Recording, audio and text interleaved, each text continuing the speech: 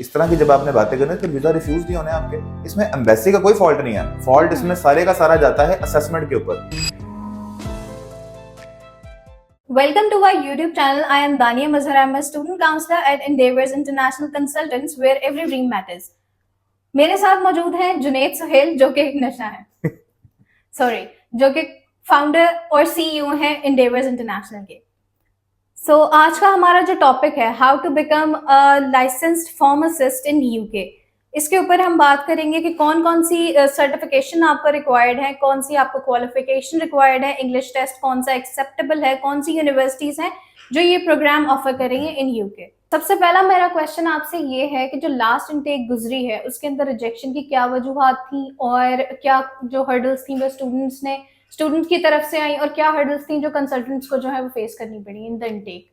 जी धनिया, आपने जो पहला क्वेश्चन ये मुझसे किया है कि स्टडी इन यूके में जो बच्चों ने अप्लाई किया है सितंबर इनटेक के अंदर, उसके अंदर हमने ये बारहा देखा है कि बहुत सारे स्टूडेंट्स के वीजाज रिफ्यूज हुए हैं। और किस बेस पर हुए हैं? वो थे उनके इंटरव्यूज। बहुत सारे स्टूडेंट ने हमसे रब्ता भी किया, और जब हमने उनकी प्रोफाइल को देखा है, उनके रिफ्यूजल लेटर्स को पढ़ा है, हमने एक चीज कॉमन वहां पे ये देखी है कि सब बच्चों का इंटरव्यू की बेस के ऊपर रिफ्यूजल आया। अब हुआ इस तरह से है कि जिन बच्चों ने अनफॉर्चुनेटली पाकिस्तान के अंदर ऐसे बहुत सारे एजेंट्स काम कर रहे हैं जो टेस्ट वगैरह या इस तरह की चीजें मैनेज करवा के देते हैं, तो वो स्टूडेंट जिनका लेवल ही नहीं है इंग्लिश बोलने का, या जो बिल्कुल ही हमारी जुबान में कहने के बिल्कुल थथे बच्चे हैं जिनको इंग्लिश बोलनी नहीं आती, वो बच्चों ने डन बेस के ऊपर अपने टेस्ट करवा लिए। उसके बाद यूनिवर्सिटी से अनकंडीशनल ले लिए, यूनिवर्सिटी इंटरव्यूज तक मैनेज किए गए हैं पाकिस्तान के अंदर। तो उसके बाद क्या हुआ कि जिन उन बच्चों ने जब वीजा अप्लाई किए, एम्बेसी ने उनको, एम्बेसी ऑफिसर ने उनको कॉल की है। कॉल करने के बाद उनको ये पता लगता है कि जी ये तो बच्चा है, ये तो सिरे से ही जुबान से पैदल है और ये बिल्कुल भी बोल नहीं सकता। तो उसने जहां उससे पूछा कि why did you choose this course, तो उसको कह रहा है माई कोर्स चूज मॉड्यूल। इस तरह की जब आपने बातें करनी फिर वीजा रिफ्यूज नहीं होने आपके। इसमें एम्बेसी का कोई फॉल्ट नहीं है, फॉल्ट इसमें सारे का सारा जाता है असेसमेंट के ऊपर। हमेशा बारहा मैं ये बात बोलता हूँ कि जब भी आप किसी एजुकेशनल काउंसलर को चूज करें तो एटलीस्ट उससे सारी चीजें कंफर्म कर लें, और शॉर्टकट्स के पीछे ना भागें। खुदा रहा, ये मेरी रिक्वेस्ट होगी हर इंटरनेशनल स्टूडेंट से जो जाना चाहता है बाहर पढ़ने के लिए, कि शॉर्टकट्स को ना ढूंढें, हमेशा थ्रू प्रॉपर चैनल्स इसको फॉलो करें। अपने इंटरव्यू की तैयारी बहुत अच्छी करें, क्योंकि इंटरव्यू अगर आपका आ गया तो आपको कोई नहीं बचा सकता, ना आपका एजेंट आपको बचा सकता है, ना आपको कोई और बचा सकता है। ये आपकी जुबान ही है जो उस टाइम पे आपको कन्विंस करवा सकती है उस ऑफिसर को कि यार मुझे वीजा चाहिए या मुझे वीजा दो, मैं जेन्युइन स्टूडेंट हूं। तो ये एक बहुत बड़ी वजह थी जिसकी वजह से सितंबर में वीजा रिफ्यूज हुए हैं कुछ एजेंट्स के, कुछ बच्चों के। अल्हम्दुलिल्लाह हमारा बड़ा अच्छा जो है वो इनटेक गुजरा है, क्योंकि हमने अपने स्टूडेंट्स के ऊपर, इंटरव्यूज के ऊपर बहुत ज्यादा मेहनत की है। ऑलमोस्ट हम अपने स्टूडेंट्स को अराउंड 84 क्वेश्चंस की प्रिपरेशन करवाते हैं, कि जिनके अंदर हम हर चीज को कवर करते हैं कि why choose this course, university, accommodation, हर चीज उसमें इंक्लूडेड होती है। अच्छा, इन 84 क्वेश्चंस जो आप मेंशन कर रहे हैं, मोस्टली यूनिवर्सिटीज इस तरह से भी करती हैं कि स्टूडेंट्स की क्रॉस क्वेश्चनिंग कर लेती हैं, तो क्या आपको कुछ आइडिया है कि क्रॉस क्वेश्चनिंग में वो किस तरह के क्वेश्चंस करती हैं? बेसिकली क्रॉस क्वेश्चनिंग के अंदर इस तरह से होता है कि फॉर एग्जांपल यूनिवर्सिटी ने उससे पूछा है कि who is your financial sponsor, और आगे से बच्चे ने अब अगर रटा लगाया हुआ है, बारहा बोलता हूँ, रटा नहीं लगाना, आपने नेचुरल फेस के अंदर रखना है। तो स्टूडेंट वहां पे रिप्लाई ये करता है कि जी my father is my financial sponsor. अब वहां पे क्रॉस क्वेश्चनिंग किस तरह से शुरू होती है कि what does your father do. अब उसने इसका भी जवाब दे दिया कि my father is a businessman. वो पूछेंगे किस चीज का बिजनेस है, तो he is a farmer. Farmer बोलने के बाद आपसे ये पूछ सकते हैं कि उनकी जमीनें कहाँ पे है, और उनकी फॉर एग्जांपल वो कहता है जी मेरे फादर की जमीन चक नंबर फलाना टिमकाना, और वहां पे हमारी इतनी जमीन है, वहां हमारी चावलों की खेती है। अब उससे वो अगला क्वेश्चन ये कर सकता है कि एनुअल यील्ड क्या है आपकी। अब एनुअल यील्ड, एनुअल पैदावार कितनी है आपकी। अब यहाँ पे बच्चा फंस जाएगा। अब जो बच्चा जेन्युइन होगा बता सकता है कि मेरे फादर का बिजनेस है, मैं स्टडी में बिजी था, मैं अपनी स्टडीज में रहता हूँ, तो ये जो बिजनेस की इन आउट्स है वो सारी मेरे फादर को पता है। ये जेनेरिक सिंपल क्वेश्चन है। जिसने डेटा लगाएगा होगा वो अब उस पर टेबल लगाएगा। अब उसको नहीं पता कि मैट्रिक टन के अंदर वो कह देगा जी 10 मैट्रिक टन हमारी पैदावार है, या कुछ भी बोलेगा, वो उसे जस्टिफाई नहीं होगा।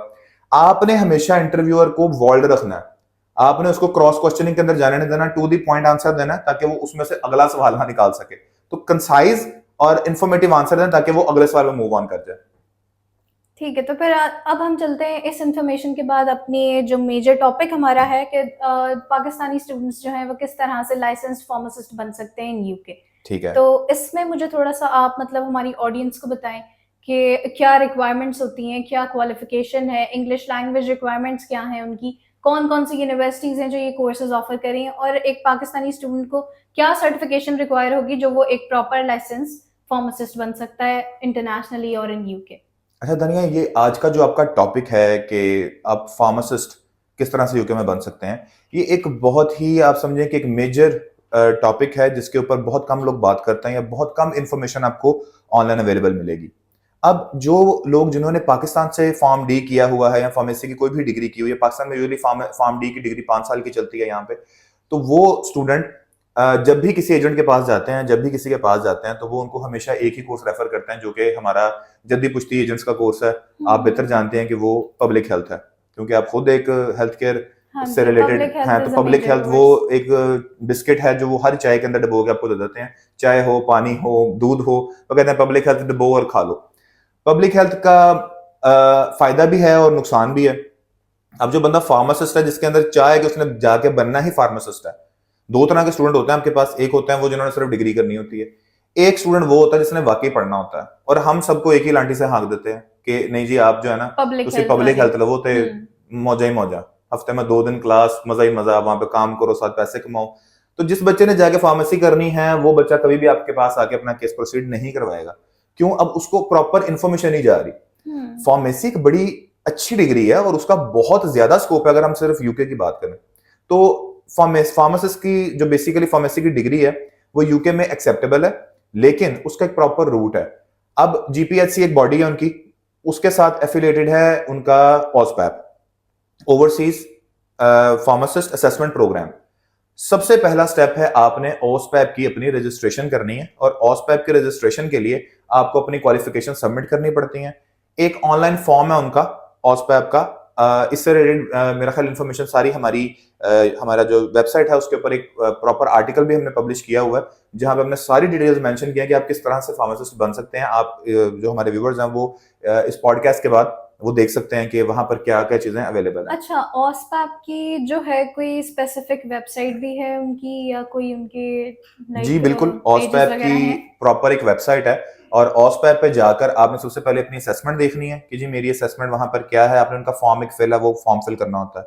वो फॉर्म फिल करने के लिए उसकी एप्लीकेशन फी होती है 639 पाउंड्स टू बी एग्जैक्ट, 639 या इसके पास ही है। वो उन्होंने अपनी फी पे करनी है, फी पे करके वो अपने सारी जो क्रेडेंशियल्स उस पर अपलोड करेंगे, वहां से असेसमेंट आएगी उनकी। असेसमेंट आने के बाद उनका जो मेन पार्ट है दैट इज 1 ईयर। ओस्पैप एक 1 ईयर कोर्स है, 1 ईयर कोर्स वो कंप्लीट अपना करेंगे, फिर उनको ऑस्पैप की सर्टिफिकेशन मिलेगी। अच्छा, इनकी जो आपने एलिजिबिलिटी की बात की तो ये थोड़ा सा आप ब्रीफ कर सकते हैं कि एलिजिबिलिटी क्राइटेरिया बेसिकली है क्या फॉर द फार्मासिस्ट? फार्मासिस्ट के लिए बेसिकली जो एलिजिबिलिटी क्राइटेरिया जिसको हम बोलते हैं वो ये है कि उसके पास किसी भी इंटरनेशनल रिकॉग्नाइज्ड यूनिवर्सिटी के, जैसे जीसी है, जैसे जितनी भी पाकिस्तान की university most of them are international recognised, तो वो उसको रिकॉग्नाइज करते हैं और वहां से उनके पास फॉर्म डी की डिग्री होनी चाहिए। फॉर्म डी जो हमारे यहाँ अमूमन मेरा ख्याल 5 साल की पढ़ाई जाती है, तो वो फॉर्म डी की डिग्री उसके लिए मैंडेटरी है। वो डिग्री उसके पास होगी तो फिर उसको हम आगे असेसमेंट के लिए भेज सकते अच्छा, हैं। ये जो पाकिस्तान की सारी यूनिवर्सिटीज हैं ये सारी इसमें एक्सेप्टेबल हैं? ऑलमोस्ट सारी एक्सेप्टेबल हैं, अल्टिल ये हो सकता है कि किसी का एचईसी के साथ करोला ना हो, एचईसी को पैसे उसे देने हो या लेने हो उसने, तो उसकी कोई एक्रेडिटेशन में कोई प्रॉब्लम हो। वैसे ओवरऑल सारी एक्सेप्टेबल हैं जो भी फॉर्म डी करवा रही हैं। ओके। अच्छा, अब मुझे ये बताएं कि उनको कौन सी सर्टिफिकेशन एज सच रिक्वायर्ड है और इसका फर्दर प्रोसीजर क्या है? एलिजिबिलिटी क्राइटेरिया उन्होंने चेक कर लिया, फर्दर उन्होंने अपनी फी वगैरह सारी चीजें सबमिट करा ली, उनका रिस्पांस भी आ गया। अब इसका फर्दर प्रोसीजर क्या है कि एक फार्मासिस्ट किस तरह से प्रॉपर फार्मासिस्ट बन सकता है? बेसिकली इसके 4 स्टेप्स हैं। सबसे पहले ऑस्पैप है। ऑस्पैप की असेसमेंट के बाद आपकी प्री रजिस्ट्रेशन होती है। प्री रजिस्ट्रेशन के बाद आपका टेस्ट होता है। टेस्ट देने के बाद फिर आपको जीपीएचसी की लाइसेंस आपको मिल जाता है। तो ये 4 स्टेप्स के ऊपर मुश्तमिल है। 4 स्टेप्स आपको पूरे करने हैं अपने, उसके बाद आप कर सकते हैं। ऑस्पैप आपका जब कंप्लीट होगा, 1 ईयर डिग्री प्रोग्राम है। अब ऑस्पैप करवाने वाली सिर्फ 4 यूनिवर्सिटीज हैं जो आपको ऑस्पैप की डिग्री देती हैं, जिसमें यूनिवर्सिटी ऑफ हार्टफोर्डशायर है और 3 यूनिवर्सिटीज और हैं। उनके नाम भी आपको जो है वो हमारी वेबसाइट पर भी मिल जाएंगे, बल्कि इवन मेरे पास उनकी लिस्ट मौजूद है। मैं आपको वो लिस्ट से भी देख के बता देता हूँ कि कौन कौन सी यूनिवर्सिटीज के हमारे पास ऑप्शन अवेलेबल हैं जो कि आपको करवा सकते हैं, जिसमें एस्टन है, यूनिवर्सिटी ब्राइटन है, हर्टफोर्डशायर है और संडरलैंड है।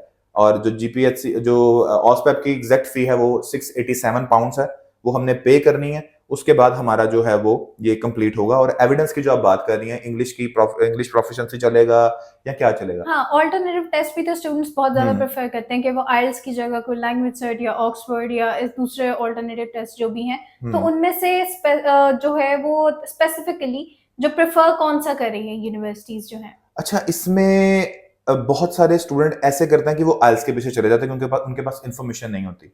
आइल्स बेसिकली जो है टेस्ट, वो मेरा ख्याल है कि जो ज़्यादा मास्टर्स डिग्री या बैचलर्स डिग्री के लिए हम यूज़ कर सकते हैं। लेकिन जितने भी प्रोफेशनल्स हैं, हेल्थ केयर प्रोफेशनल्स हैं या फार्मासिस्ट हैं, जितने भी मेडिकल से रिलेटेड प्रोफेशनल्स हैं, इनकी आगे जो भी रजिस्ट्रेशन है, जो भी इन्होंने आगे सर्टिफिकेशन करनी है, उसके लिए ओईटी एक टेस्ट का नाम है, yes, occupational occupational English English test, test, exactly. yes.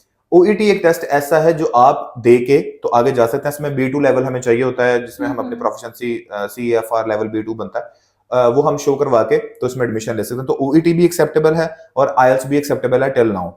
Bands और मतलब ओईटी के कोई बैंड्स का आपको आइडिया, और आइल्स के बैंड्स कितने रिक्वायर होंगे इनके? आईएलटीएस में बेसिकली हमें 7.0 overall, no score less than 7 required है। और Okay. ओईटी को अगर मैं बात करूं तो ओईटी के अंदर हमारे पास सिर्फ बी लेवल बी की रिक्वायरमेंट है। मेरा ख्याल है आईएलटीएस ज्यादा मुश्किल है एज कम्पेयर टू ओईटी, क्योंकि जिन्होंने अपनी प्रोफेशन को चूज करना है, अब ओईटी और आईएलटीएस का बिल्कुल डिफरेंट सिनेरियो है। ओईटी का जो कोर्स स्ट्रक्चर है वो टोटली डिपेंड करता है आपके प्रेस्क्रिप्शन पे, आपकी जो आपका पेशेंट डीलिंग है, डेली रूटीन की चीजें हैं, आपने किस तरह से प्रेस्क्राइब करना है, उसमें लिसनिंग, रीडिंग, राइटिंग के जो मॉड्यूल्स हैं वो एक प्रोफेशनल जो हेल्थ केयर प्रोफेशनल उसको सूट करते हैं और वो इजीली पास कर लेता है। वेयर एज अगर हम आइल्स की बात करें तो आइल्स में 7 लेना, मेरा ख्याल है कि जो बंदा पाकिस्तान में भी इवन इसको प्रैक्टिस कर रहा है तो उसके लिए बड़ा मुश्किल हो जाता है कि वो टाइम निकाल कर तो चीजों को देखे और वहां पर जाके उनको ये बताए कि मैंने अब आइल्स करना है 2 माह 4 माह। 7 bands is not an easy task, हर किसी के नहीं आते। खास तौर पर राइटिंग के अंदर लोगों को प्रॉब्लम आता है, 6.5 से ऊपर बैंड्स नहीं मिल पाते। तो मेरा ख्याल है कि ओईटी एक बेटर जो है ना वो चीज है जो वो कर सकते हैं। अच्छा, एक क्वेश्चन मेरा आपसे और था कि ये जो टाइम ड्यूरेशन है फॉर बीइंग अ फार्मासिस्ट, इसकी टाइम ड्यूरेशन क्या है? अच्छा, जिस तरह से मैंने आपको बताया कि 4 स्टेप्स हैं जिनको हमने फॉलो करना है। सबसे पहला स्टेप था कि हमने ऑस्पैप की रजिस्ट्रेशन लेनी है, उसकी हमने फी पे कर दी। फी पे करने के बाद अगला जो स्टेप है हमारा वो है हमारी प्री रजिस्ट्रेशन, जिसको प्री रजिस्ट्रेशन और ट्रेनिंग। जब आपकी प्री रजिस्ट्रेशन के स्टेप पे आप आ जाएंगी, 52 वीक की ट्रेनिंग आपको रिक्वायर्ड है। 52 वीक की ट्रेनिंग है, मतलब 1 साल पहले आपने ऑस्पैप किया, सेकंड स्टेप पे 52 वीक्स की आपने ट्रेनिंग की अंडर जीपीएचसी गाइडलाइंस की, जो उनका सर्टिफाइड सेंटर होगा वहां पर, और ट्यूटर होगा आपके पास जो आपको वॉच करेगा और आपको ट्रेन करेगा। ये सेकंड स्टेप है। तो बेसिकली 2 साल तो आपके कहीं नहीं गए। जैसे ही आपने पाकिस्तान से कदम उठाना है, 2 साल आप भूल जाएं कि आपने क्या करना है, कि 52 वीक्स की ट्रेनिंग आपकी ये लग गई और साथ आपकी 1 साल का आपका कोर्स लग गया। तो ऑलमोस्ट ये आप लगा लें कि 2 साल का जो ड्यूरेशन है वो बन जाता है। ठीक है, मैक्सिमम मतलब ओवरऑल जो है वो 2 साल का हम्म। ड्यूरेशन बनता है। अच्छा, एक सवाल मेरे दिमाग में और आ रहा था जो मैं आपसे पूछना चाह रही हूँ कि एक उनकी बॉडी है यूके की, एनएचएस। हम्म। एनएचएस का इससे कोई लिंक है या that is totally apart from it? ये बड़ा अच्छा सवाल किया आपने। और जितने भी फार्मासिस्ट है ना, मजे की बात यह है कि अगर हम स्कोप ऑफ फार्मेसी की बात करें इन यूके, तो बड़ा वाइड स्कोप है। अब वाइड स्कोप के अंदर इनके पास ढेरों ऑप्शन है, एनएचएस के भी हैं, क्योंकि बेसिकली फार्मासिस्ट वो बंदा है जो आपको मेडिसिन प्रेस्क्राइब कर रहा है। ठीक है। अब मेडिसिन आपको पता है दुनिया की वो चीज है जो किसी भी हालात के अंदर, वो जंग से लेके अच्छे से अच्छे हालात के लिए वो आपको फार्मासिस्ट की जरूरत पड़नी ही पड़नी है। तो हॉस्पिटल्स में, एनएचएस के अंदर, इवन उनके बहुत सारे सेंटर्स हैं जहां पे उनकी जरूरत पड़ती है, हॉस्पिटल्स हैं, जीपी सर्जरीज के अंदर उनकी जरूरत पड़ती है, फिर इवन जेल्स के अंदर भी उनकी जरूरत पड़ती है कि जो जो उनके पास कैदी होते हैं, जितने लोगों ने जराइम पेशा लोग होते हैं, उनके लिए भी जो मेडिकेशन वगैरह हैं, चीजें, किसी को सर्टन को प्रॉब्लम है, किसी को मेंटल डिसऑर्डर है कोई, तो फार्मासिस्ट मेरा ख्याल है एक बहुत बड़े वाइड स्कोप के ऊपर ये मुश्तमिल है। और इसका जो स्पेक्ट्रम है वो काफी ज्यादा बेहतर है। अगर हम सिर्फ यूके की बात करें तो बहुत अच्छी डिमांड है इसकी। और सैलरीज आप सुन के परेशान हो जाएंगे कि मैंने इसकी सैलरीज जो जितनी भी अब तक देखी हैं, तो people are getting paid for like 70,000 pounds per annum. इसकी इतनी इतनी हैवी सैलरीज हैं। और खासतौर पर गवर्नमेंट सेक्टर के अंदर वो लोग जो फार्मेसी कर लेते हैं उनके लिए पीआर की बड़ी अच्छी सेटलमेंट है कि जब आपको एनएचएस से एग्रीमेंट मिल जाता है या किसी भी गवर्नमेंट ऑर्गेनाइजेशन सबको मिल जाता है, so you just have to stay for the 5 years. आपने वहां पे अपने काम की प्रैक्टिस करनी है, 5 साल बाद you are eligible to apply for ILR. तो it is ultimate route to settlement also. Pretty good. इसीलिए जो है आजकल हमारी पाकिस्तानी अवाम जो है वो बहुत ज्यादा इस तरह के कोर्सेज को प्रेफर कर रही है। पाकिस्तानी अवाम तो इस टाइम कोशिश कर रही है कि उनको इवन मेडागास्कर का भी वीजा मिले तो वो निकल जाए यहाँ से। ओके। थर्ड स्टेप जो है इसका वो चला जाता है आपकी जीपीएचसी की रजिस्ट्रेशन। उससे पहले एक आपकी रजिस्ट्रेशन असेसमेंट है जो मैंने प्रीवियसली बताया। अब ये बड़ा ट्रिकी पार्ट है, जो रजिस्ट्रेशन असेसमेंट है इसकी, उसमें बच्चे ने पेपर देना, बेसिकली एग्जाम देना उसने। अब जो उसने ओके, अपनी तो ट्रेनिंग वो पूरी की, एग्जाम की बेस पर है हम्म, कि either the student will pass और फेल, तो फिर ये उस पर डिपेंड करता डेफिनेटली है। वहां पे वो हमारे वाला सिस्टम नहीं है कि डिग्री की तो हम्म। चलो भी फील्ड में लग जाओ और लोगों के हम्म। गुर्दे खराब करो, किसी किडनियां खराब करो, किसी की आंखें ले जाओ। हमारे यहाँ तो हमने देखा कि मेडिसिन स्पेशलिस्ट ऐसे ऐसे भी होते हैं कि बंदे को मसला दिल का होता है और बता गुर्दे का देते हैं, ऑपरेशन उसका किसी चीज का होना होता है निकाल उसका पिता देते हैं। तो अनफॉर्चुनेटली वहां पे ये प्रैक्टिस नहीं की जाती जब तक उनको ये यकीन नहीं आ जाएगा कि आप जेनवन फार्मासिस्ट बन गए हैं हम्म। और आप इस काबिल हैं कि आप मरीज की जो एक्चुअल बीमारी है उसको देख के या जो रिक्वायरमेंट है उसके अकॉर्डिंग कितनी डोज देनी है उसको, क्योंकि ह्यूमन बॉडी है ना, इसको आप हम्म। किसी भी चीज की ओवर डोज देंगे तो उसने रिएक्शन तो देना है। या अब आप एग्जैक्टली। देखें यहाँ पे बहुत सारे डॉक्टर्स ऐसे हैं जिनकी दवाइयां खा के आपको एलर्जीज हो जाती हैं, तो वहां पे डॉक्टर जो है ना वो आंसरेबल है, उनका बोर्ड बैठेगा, उसके ऊपर ओके। खिलाफ इंक्वायरी भी चलेगी और फिर वो हर चीज उसकी चेक भी करेंगे। तो रजिस्ट्रेशन असेसमेंट जो है वो बहुत मैंडेटरी है, इसके बगैर आप फार्मासिस्ट नहीं बन नहीं सकते। बन पेपर सकते। पास करोगे फिर ही बनोगे। लेकिन अब इसकी भी असेसमेंट के अंदर भी जो एक प्रॉब्लम देखने में आता है कि सीट्स बहुत लिमिटेड होती हैं, बचा बहुत ज्यादा है और सीट्स बड़ी हम्म। लिमिटेड है, तो अर्ली कम अर्ली सब बेसिस के ऊपर इसकी असेसमेंट बुक की जाती है। मोस्ट प्रोबेबली ये सितंबर और जैन जो है ना इनका मंथ होता है। तो मेरे पास बल्कि उनकी वेबसाइट पे भी लिखा हुआ है यहाँ के जितने भी हैं, तो 2 registration assessment per year, June and September, sorry अच्छा, जून और इनका सितंबर में होती है। पासिंग क्राइटेरिया क्या है? लाइक असेसमेंट हो गया, अब इनके कोई स्कोर्स होंगे, कोई ग्रेड्स हैं, या कोई उनका स्पेसिफिकली सेटेड क्राइटेरिया है जिसके अकॉर्डिंग वो असेस करेंगे कि हाँ दिस अच्छा, स्टूडेंट इस इज रियली एग्जाम वेल। के बेसिकली 2 क्वेश्चन पेपर होते हैं, दोनों ही पास कर रहे हैं, माफी नहीं है, ओके। दोनों ही पास कर रहे हैं आपने। और मजे की चीज ये है, मजे की तो नहीं खैर ये तो मुश्किल है, कि 2 क्वेश्चन पेपर पास करना सिर्फ 3 अटेम्प्ट्स हैं। ओके, सिर्फ आप ये लाइक टेस्ट 3 3 अटेम्प्ट्स अटेम्प्ट्स हैं। के अंदर आपने क्लियर करना। अगर नहीं करना तो भाई बोरिया बिस्तरा पैक आपका वापस आप, क्योंकि ये 3 अटेम्प्ट्स के अंदर पास करना आपके लिए बहुत ज्यादा जरूरी है। ठीक है, और कोई स्पेसिफिक नंबर है, कोई स्कोर है जो इसमें पास ही स्टूडेंट को होता है, बस रिक्वायर होता है? पास होता है इसके अंदर। 2 क्वेश्चन ठीक है। पेपर अगर आपने पास कर लिए हैं तो हम्म। अब आप एलिजिबल हैं फोर्थ स्टेप के ऊपर जाने के, जो कि जीपीएचसी की रजिस्ट्रेशन है। ओके। हम्म। अब let's come toward the fourth step. Hmm. Fourth step के बाद जो है वो क्या होगा, और फोर्थ स्टेप को भी आप थोड़ा सा डिफाइन करें। फोर्थ स्टेप इसका जीपीएचसी रजिस्ट्रेशन है। जीपीएचसी हम्म। यूके की फार्मेसी की बॉडी है और वहां तक पहुंचने के लिए आपकी 1 ईयर का ऑस्प है, 52 वीक्स की ट्रेनिंग, असेसमेंट, और उसके बाद फिर आप इसके रजिस्ट्रेशन पे आ जाएंगे। लिंक हमारी वेबसाइट पे अवेलेबल भी है जो हमने दिया हुआ है, वहां पर लिखा हुआ है आपने किस तरह से इसको, सिंपल एप्लीकेशन ऑनलाइन पोर्टल है, वहां पर जाना है, आपने अपनी सारी डिटेल्स पुट करनी है कि भाई मैंने ये सारी चीजें पूरी कर दी हैं, टेस्ट मेरा पास है, लिहाजा मैंने इतनी मेहनत की और मुझे अब वो गत्ता दे दो जिसकी बेस के ऊपर मैं यूके में प्रैक्टिस कर सकता हूँ। जिस दिन आपके पास वो कागज आ गया उस दिन आप फिरौन बन जाएंगे वहां के, और आप वहां पे जो है वो अपनी खुल के प्रैक्टिस करें या जो आपका दिल करता है वो आप करें। अच्छा, जब स्टूडेंट जो है वो मतलब अपनी सारी रिक्वायरमेंट्स कंप्लीट कर लेता है, रजिस्ट्रेशन उसकी हो जाती है, हम्म। सिलेक्शन उसका हो जाता है, तो फिर वो मतलब जॉब्स के लिए किस तरह से अप्लाई कर सकता है? अच्छा, यूके में या किसी भी जो फर्स्ट वर्ल्ड कंट्रीज हैं वहां पर आपको जितने भी मेडिकल हेल्थ केयर प्रोफेशनल्स हैं ना, इनकी वहां पे डिमांड हद से ज्यादा है।